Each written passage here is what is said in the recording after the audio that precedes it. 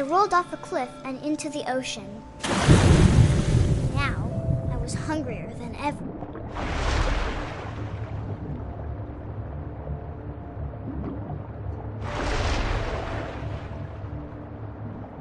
I wanted fat, juicy seals.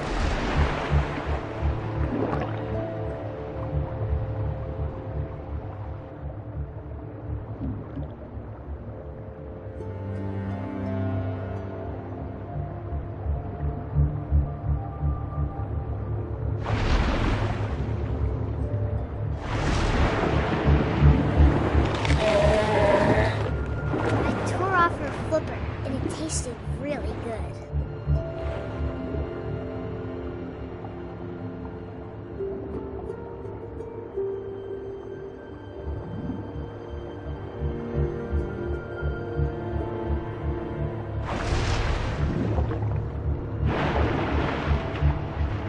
I grabbed on tight. When I was so hungry, I jumped out of the water. When I opened my eyes, everything had changed.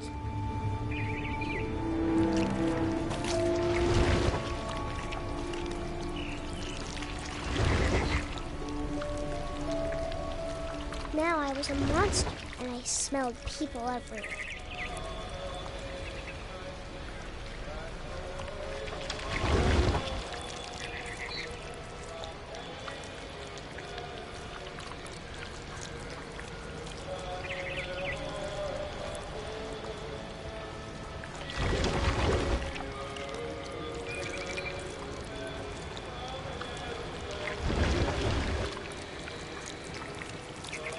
I was big, but I moved real quiet.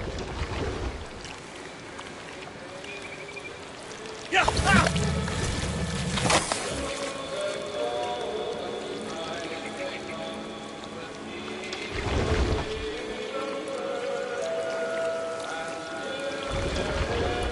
I wanted to stop, but also I didn't.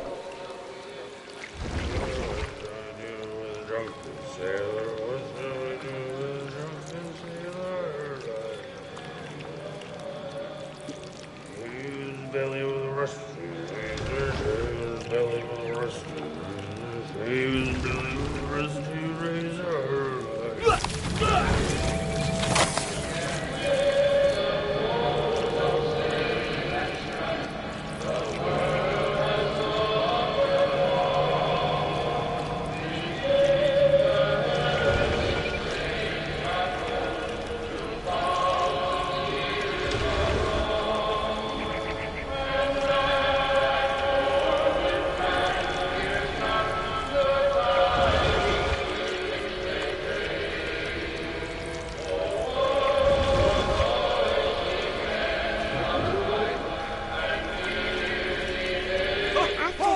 Passenger, I was still hungry. Across the water, I smelled something new. Something I had to have, so I swam towards it.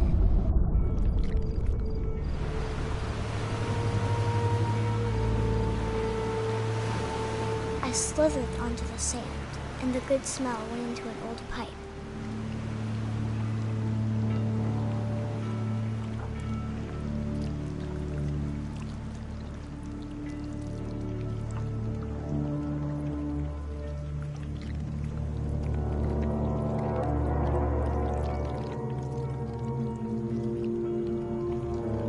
I got closer and closer.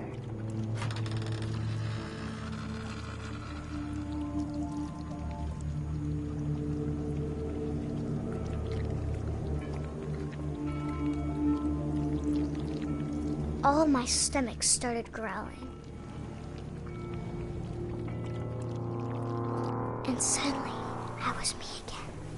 I held my breath for a long time, but I couldn't hear anything.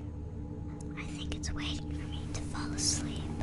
But it's not going to wait much longer. It needs to feed, and we both know I will be delicious.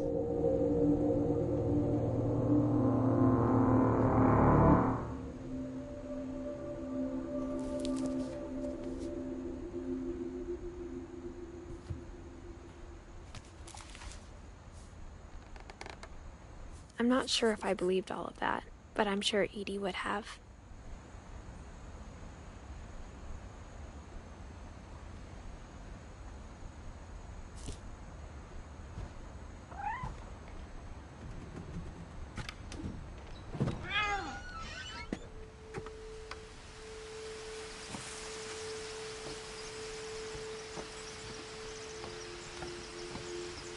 This will be obvious later, but my mom never told me any of these stories. Edie would have, but Mom didn't like bringing up the past. Though, when we adopted a stray kitten, she was the one who named it Molly. I spent a lot of time in Great-Grandma Edie's room. Her room was like a museum.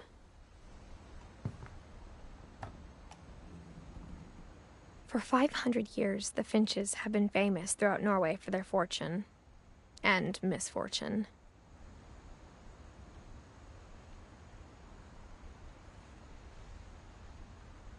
Odin Finch buries the latest victims of the family curse, his wife Ingeborg and their newborn son, Johan. On January 7th, 1937, he set sail with his family and his house, hoping to leave the curse behind. But 40-foot waves off the coast of Washington send the house and Odin to the bottom of the sea. Odin's daughter Edie, with husband Sven and baby Molly, step ashore on their new home, Orcas Island.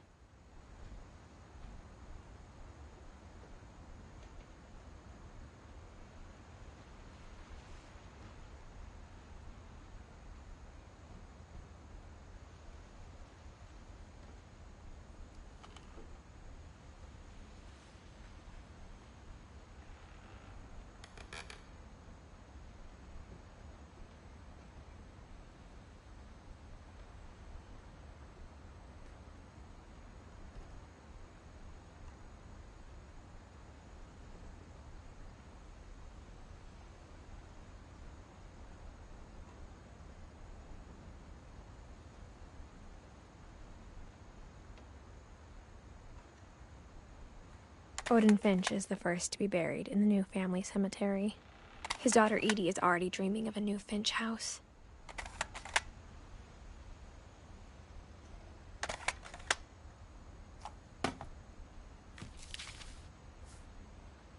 Whatever's wrong with this family, it goes back a long ways.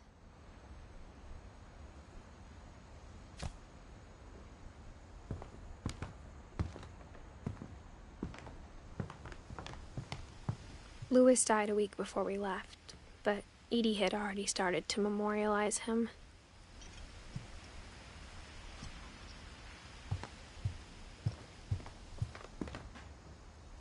Even in her 90s, sometimes Edie seemed a lot younger than my mother. Edie gave a big interview about a mole man living under the Finch house. My mom was furious. I hadn't thought of myself as Edith Jr. for a long, long time. One summer, they evacuated the island, but Edie refused to go. For a few weeks, she was a celebrity. When Edie told people Sven was killed by a dragon, she could also have said he was building a dragon-shaped slide that collapsed. She could have, but she didn't.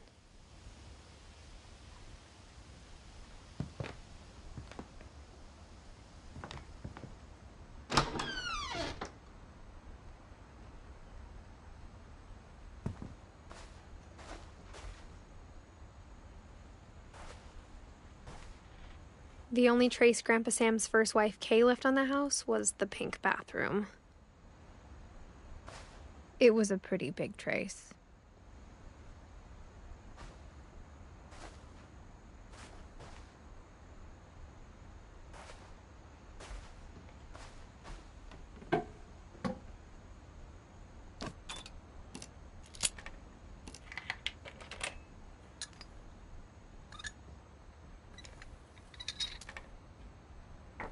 There's a secret in this bathroom.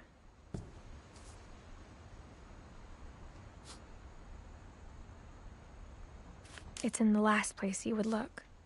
It isn't in the cupboard. It's hidden in this book.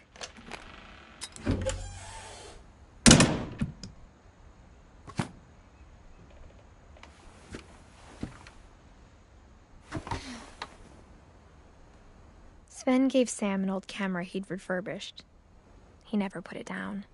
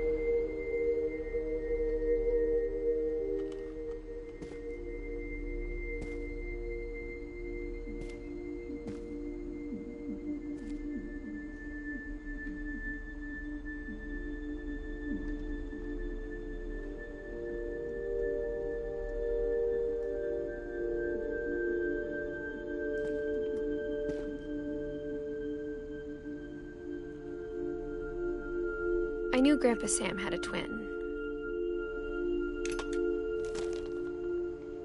And that he never talked about him.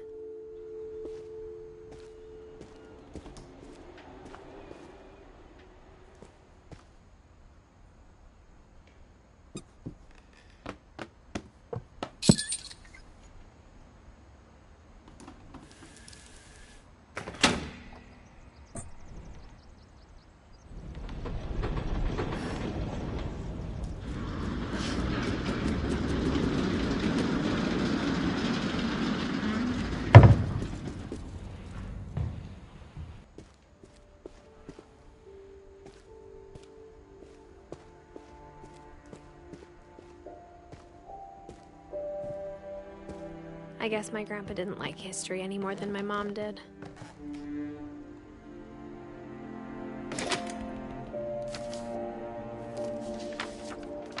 How I Want to Remember My Brother by Sam Finch. The thing I remember is that when he made up his mind, that was it.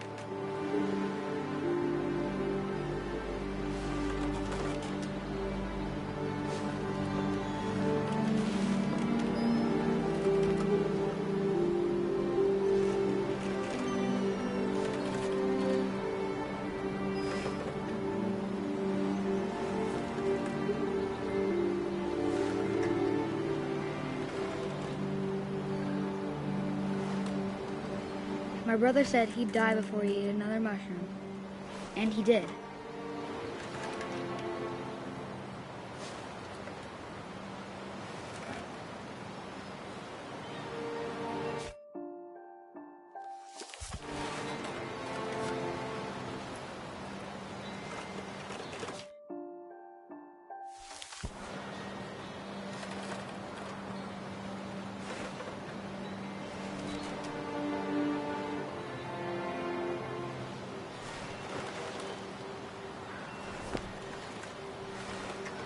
At Barbara's funeral, we swore we'd never be afraid again. And he wasn't. I think Calvin always wanted to fly.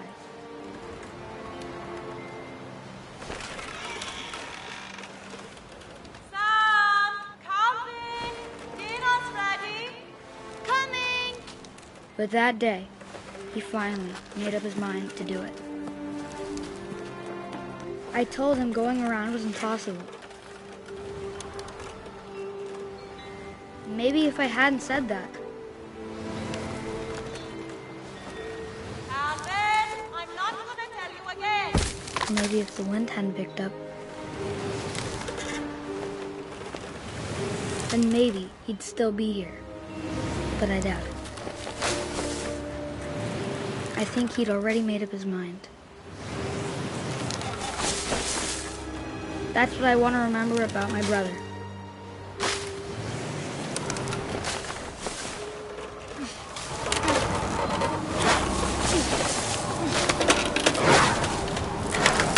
The day he made up his mind to fly. And he did.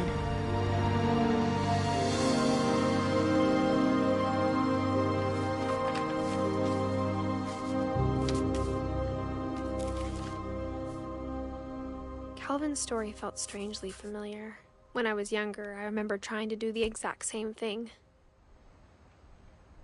After the funeral, Edie roped off Calvin's half of the room.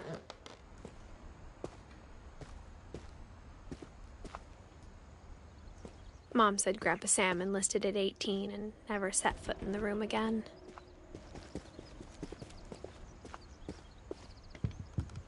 The passages were a pretty tight fit. They'd obviously been built for smaller hands and bellies.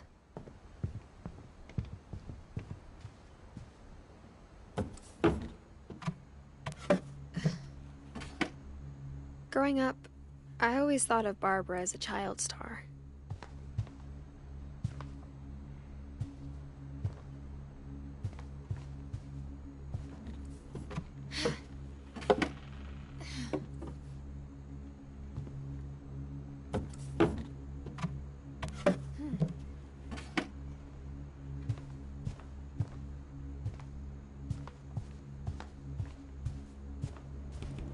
I never thought about how hard it must have been for her afterwards.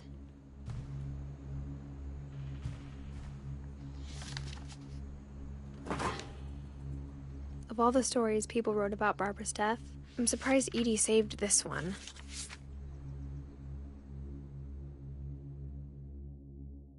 Old Jack here with another ghastly tale inspired by America's most unfortunate family.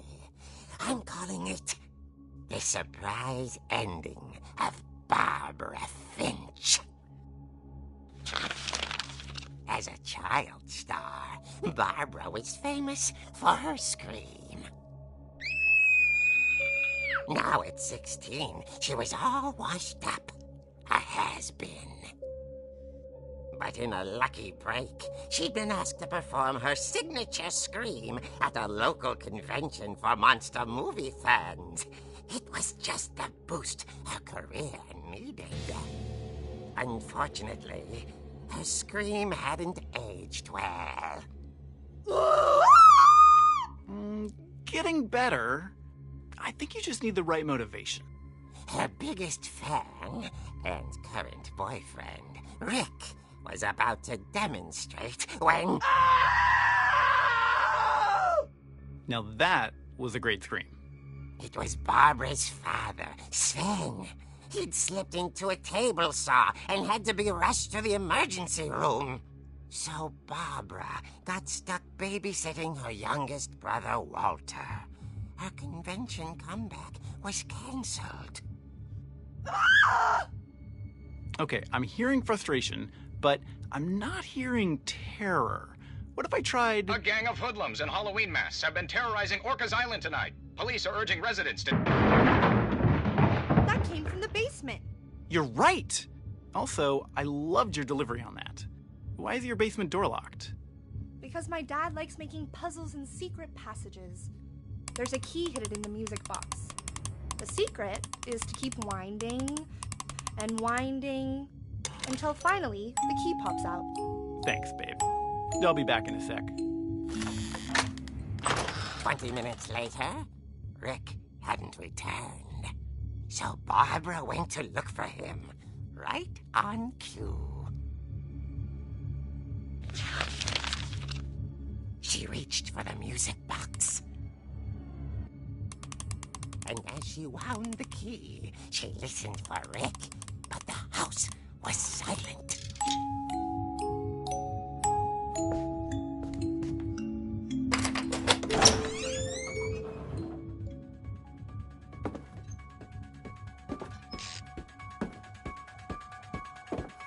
She found Rick's crutch and imagined the worst.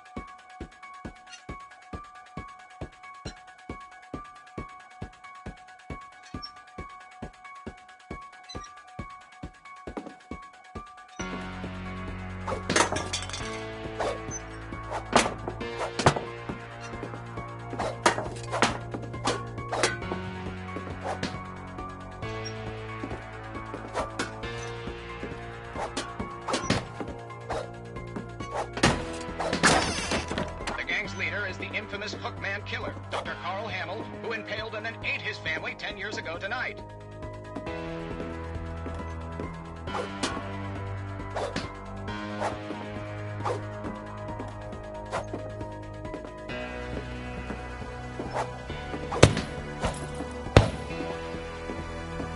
The old fridge rattled and grew still.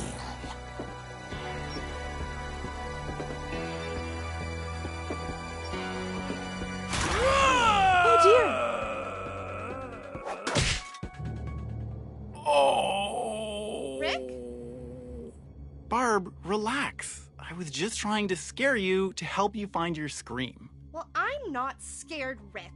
I'm furious. Then act furious.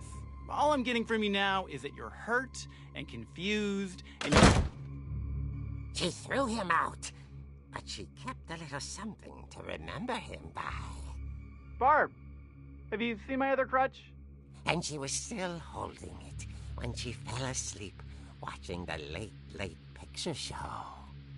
Hours later... Barbara! Walter, what's going on up there? Ah! Okay, I'm coming up, but if this is a trick, you're dead, Walter.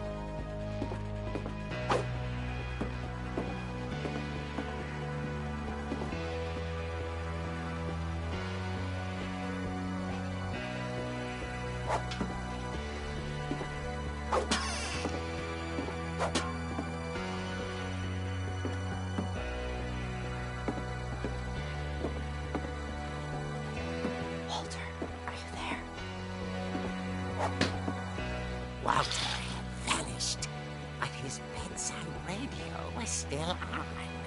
Orcas Island police describe the man as 6 feet tall, with a steel hook for a hand. Residents are urged to lock all doors and windows and notify the police of any suspicious activity. Barbara turned, saw the hook man, and was speechless. He was quite smashing.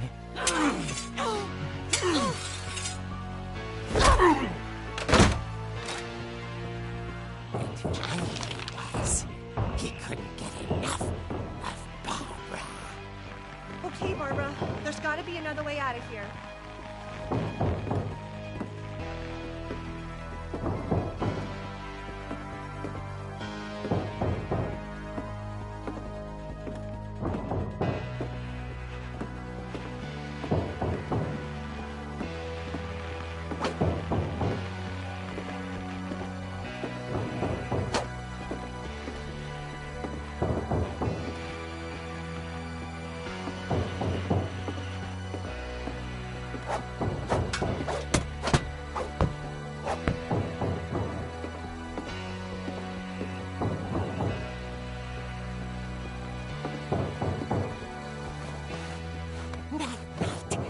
She played her part beautifully.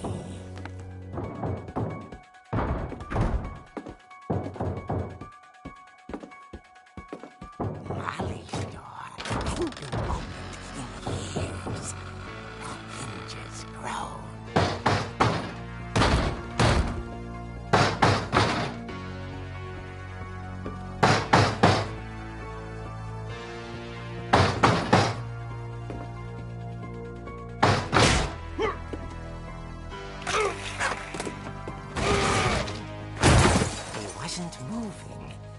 She sensed the story might not be over yet.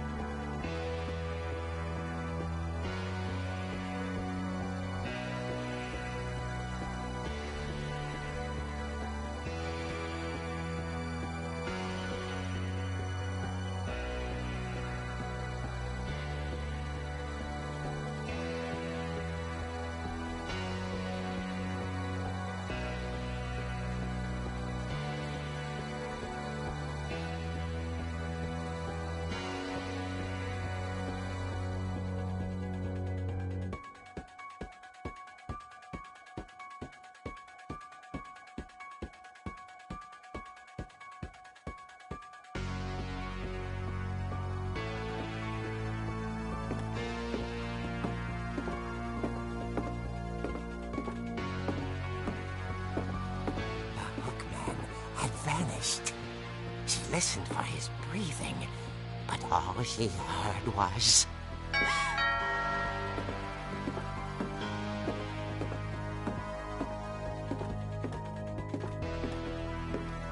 At the door, she heard whispering. It was coming from inside the house.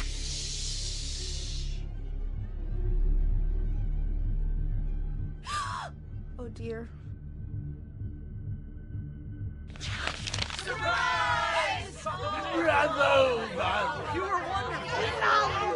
The monsters had come to surprise her.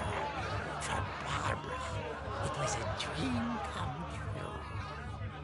Then she saw what kind of monsters they were, and she realized what was about to happen. She was going to be famous. And with her final breath, Barbara Finch gave the performance of her life.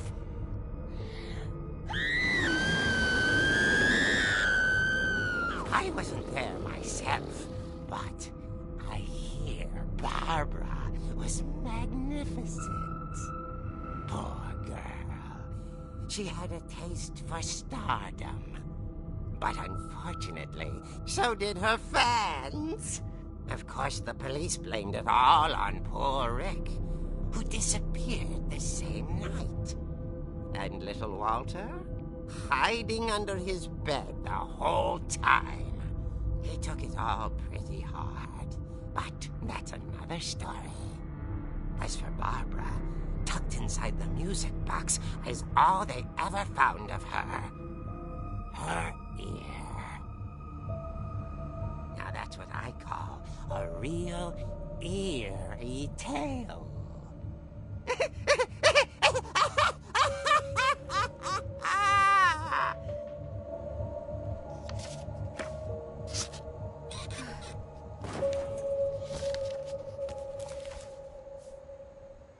Edie told me all Barbara wanted was to be remembered, as absurd as that comic was. Maybe what Edie saw was a happy ending.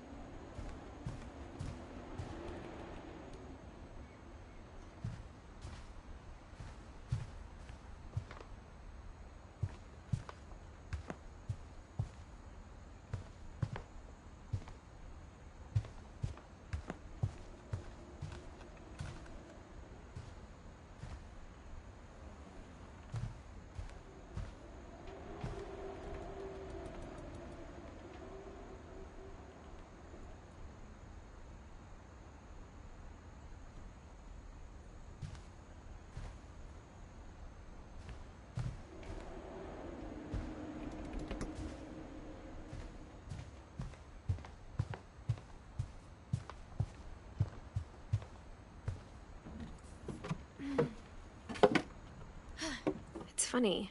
I guess All those now I times know I why played Mom with the didn't music like me box playing and with the never music box. found the basement key.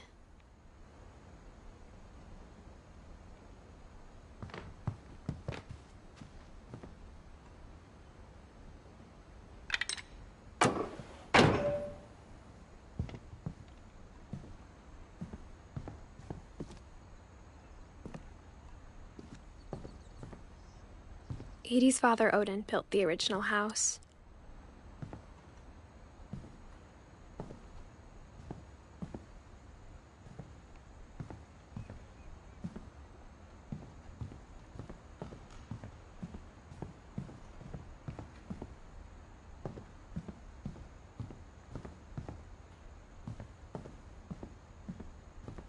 Whenever people ask me about my family, the first thing they always want to know about is Barbara.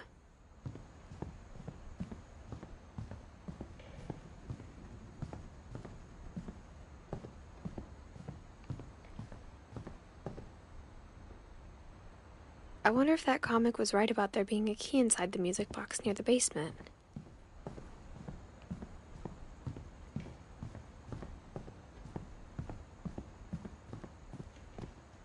Mom must have locked the third floor stairs on the night we left.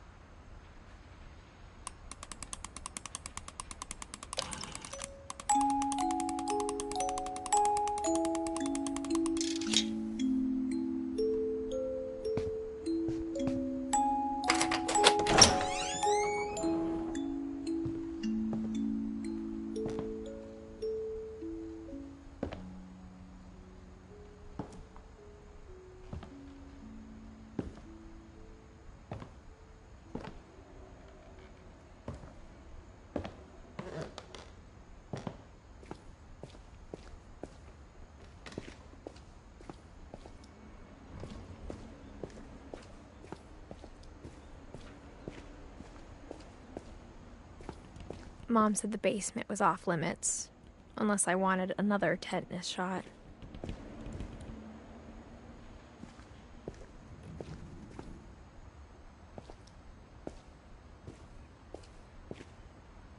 I saw Edie sneak down to the basement once, carrying packages.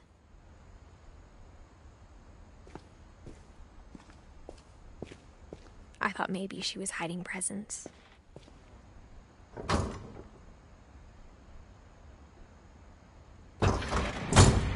It turned out she was hiding a lot more than that.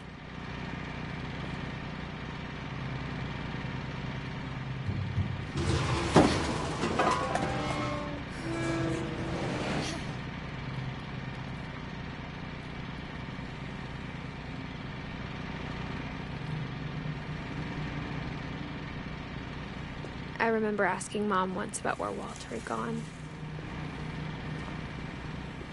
She said after Barbara died, he got as far away as he could.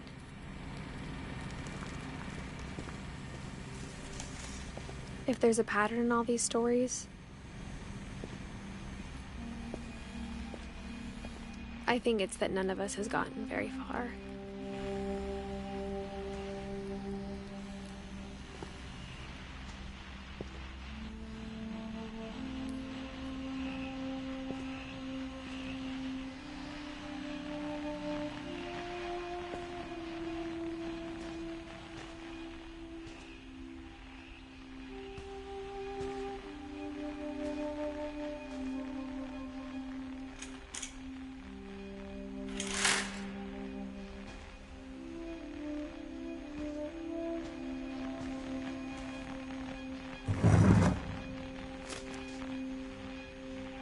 Goodbye, everyone. I can't believe I've been down here for 30 years. On that first day, after the shaking started, I didn't think I'd survive a week.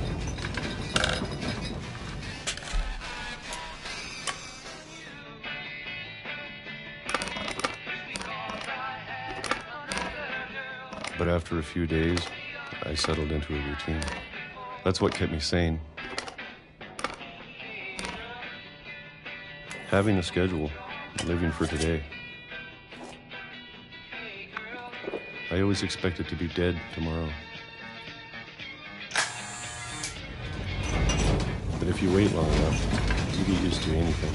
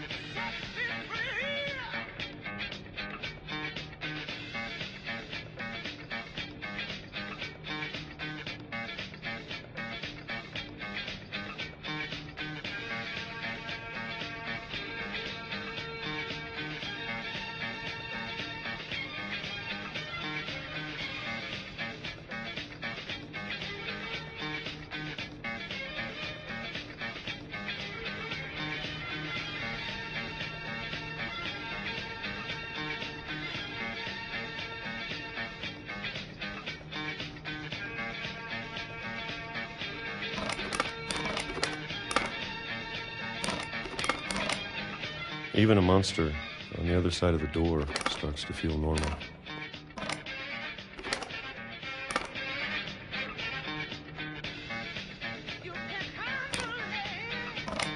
Almost friendly.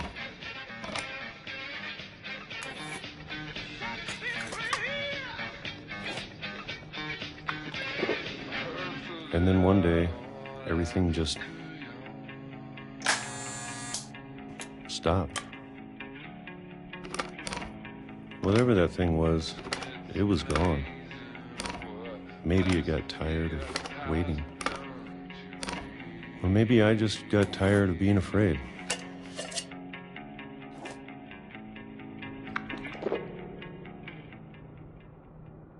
It's been a week now, the longest in 30 years. I'm done waiting.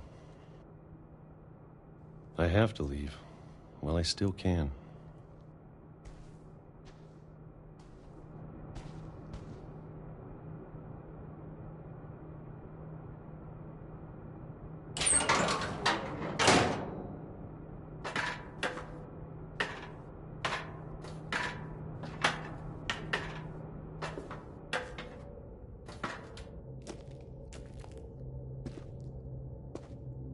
I know it's out there, somewhere.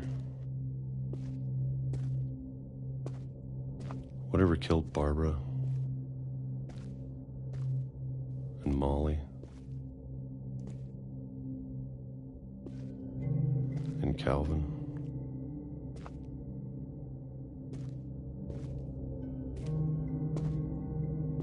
Maybe this is all a mistake. But I need to stop living the same day, even if it kills me.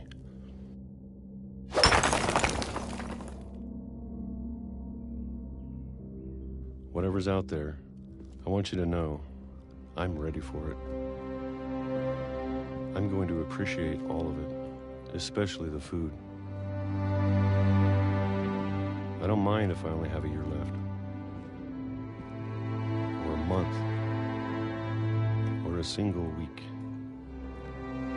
I'd be happy with one new day. I can already imagine the sun on my face.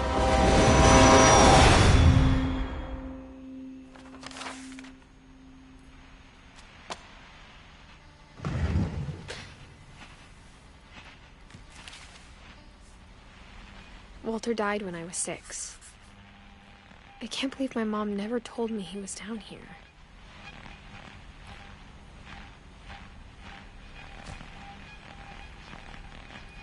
I'm sure my mom was trying to protect me.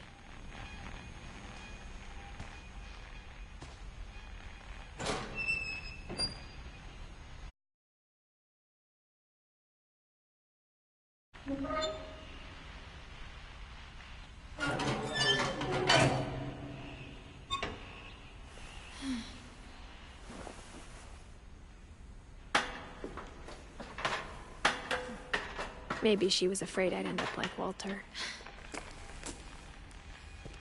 But if she never told me about an uncle under the house, I can only imagine what else she was hiding. I don't want to make the same mistakes she made. Trying to bury something that's still alive. Now that there's only one of us left, or maybe 2, I thought it was time I heard the stories for myself and found out what happened to everyone else. But now I'm worried the stories themselves might be the problem. Maybe we believed so much in a family curse, we made it real.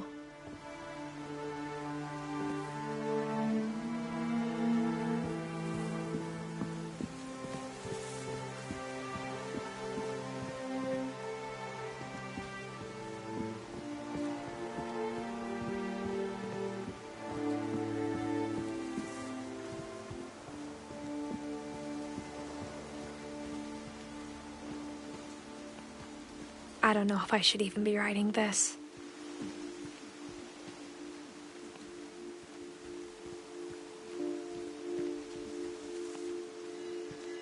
Maybe it'd be better if all this just died with me.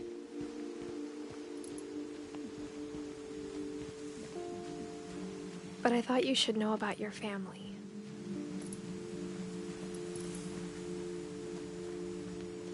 And the history you're a part of.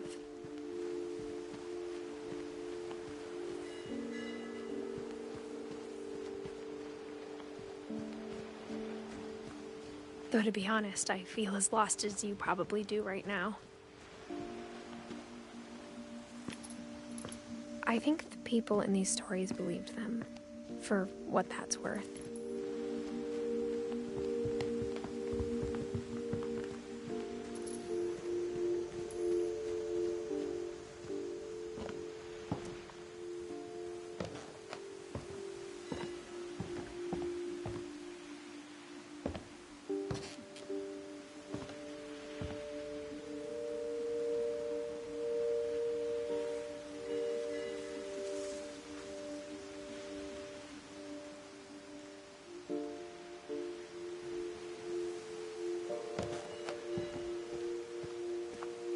And when you look at the house, that history of imagination and stubbornness and madness,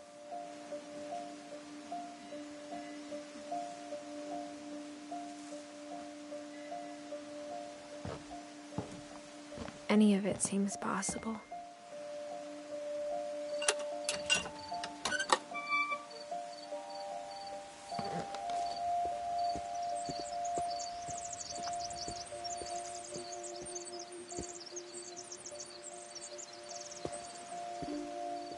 I think we've been surrounded by death for so long, we've just gotten used to it.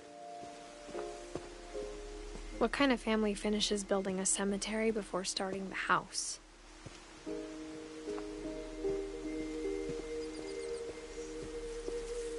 It's embarrassing for me to admit this, but the pet cemetery made me more uncomfortable than the human one. Mine, and two had been my fault.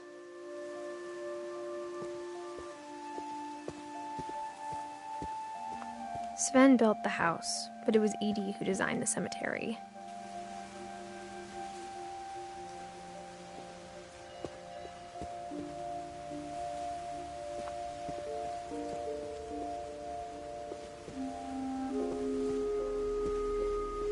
I'm sure Odin's monument had been Edie's idea. My mom was always trying to move on, but for Edie, the past never went away.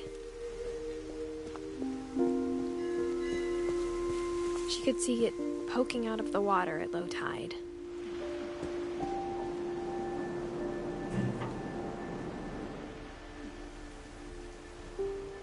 Edie said she dreamed about the old house every night.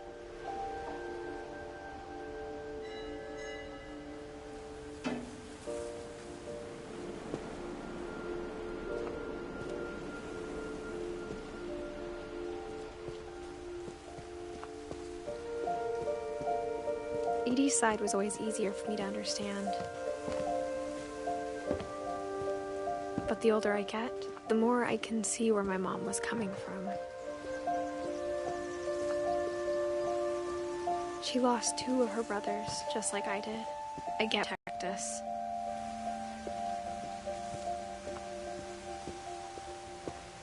There's so many things I wish I could ask my mom now. Part of me thinks this is what she wanted all along. For me to come back someday and find everything out for myself.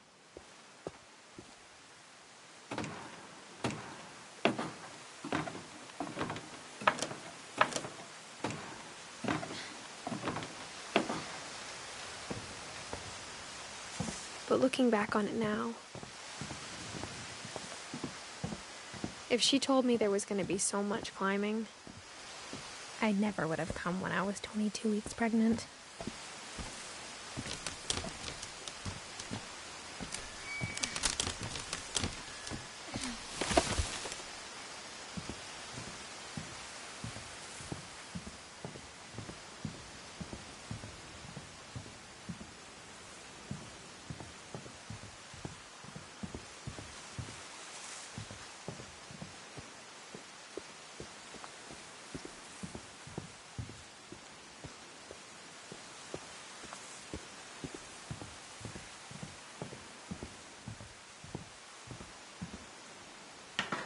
I never met Grandpa Sam, but I think he and my mom had a lot in common.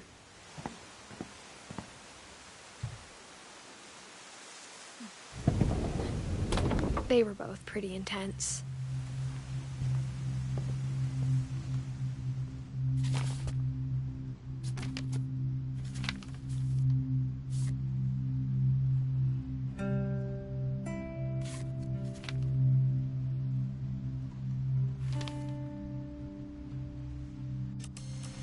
Dawn, I promise, you'll never forget this weekend. Yes, sir. These memories are gonna last a lifetime. Hmm? Am I gonna have to shoot anything? It's a hunting trip, Dawn. Shooting is strongly encouraged.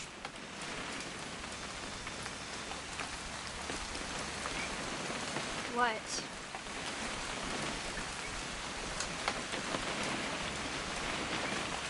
It's too early, Dad. Perfect. It's gonna rain the whole weekend, isn't it?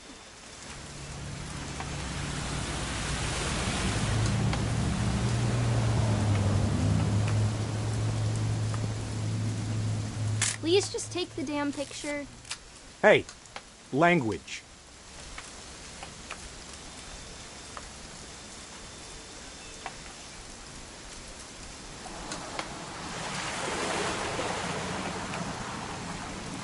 I will never forget this weekend, Dad.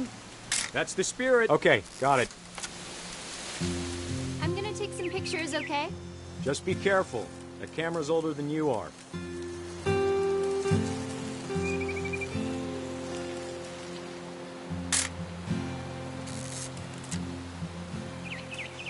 You're right, Dad. It's starting to clear up. Still freezing, though.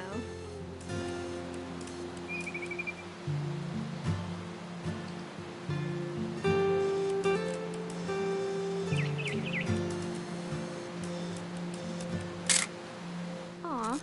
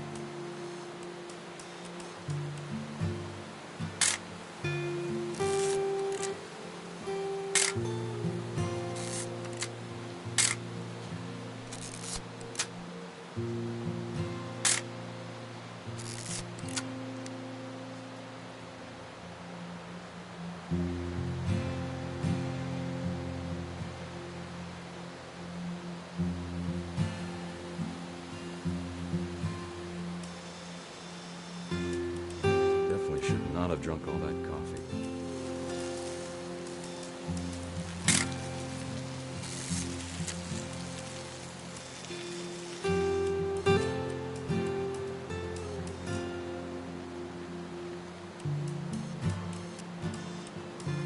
Nothing quite like being outside.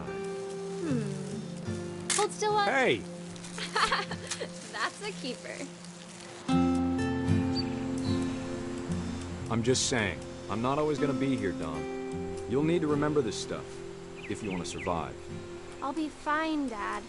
You know who else thought he was gonna be fine? Some guy who died. Dawn, I'm being serious. Dad! Good eyes, Dawn.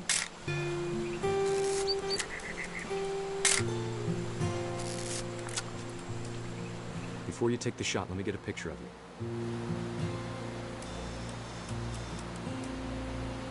Dad, I... Just... Let me get behind you. Do I have to do this? Dawn, you don't have to do anything. But if you want to survive, You'll need to be strong. Great shot, Don!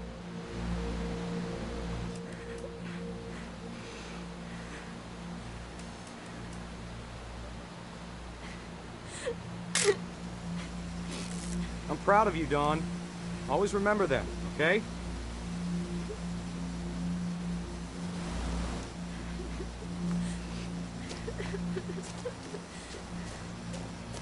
Sorry, Don. Just gotta reset the timer.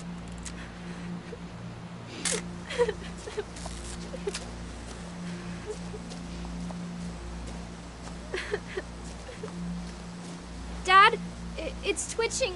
I think That's it's totally normal, Don. Just focus on the camera. Try not to think about— Dad!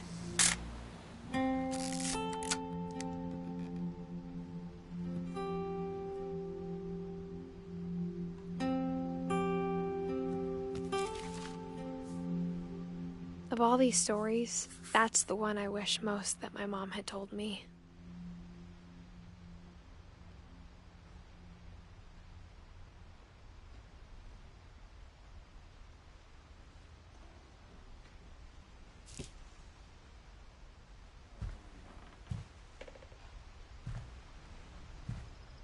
Sam spent his life shooting photos, but Mom said he got nervous being in front of the camera.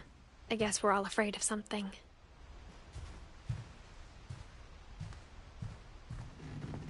Instead of hiding from death, Sam seemed to go out of his way to meet it.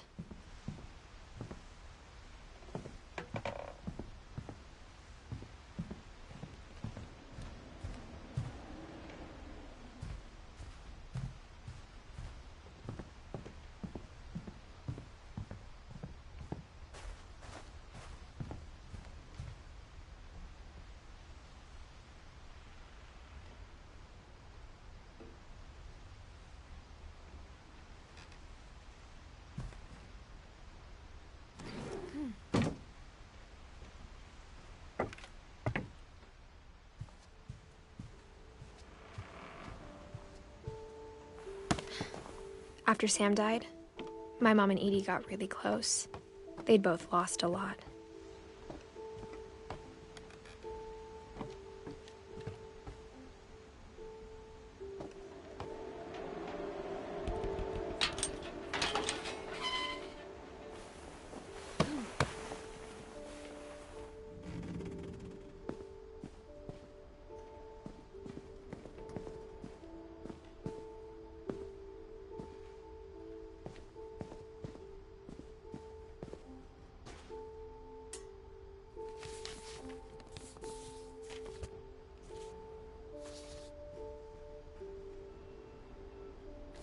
Dear Kay, do you remember the way Gregory used to laugh when he thought he was alone? Like something funny was happening, but only he could see it.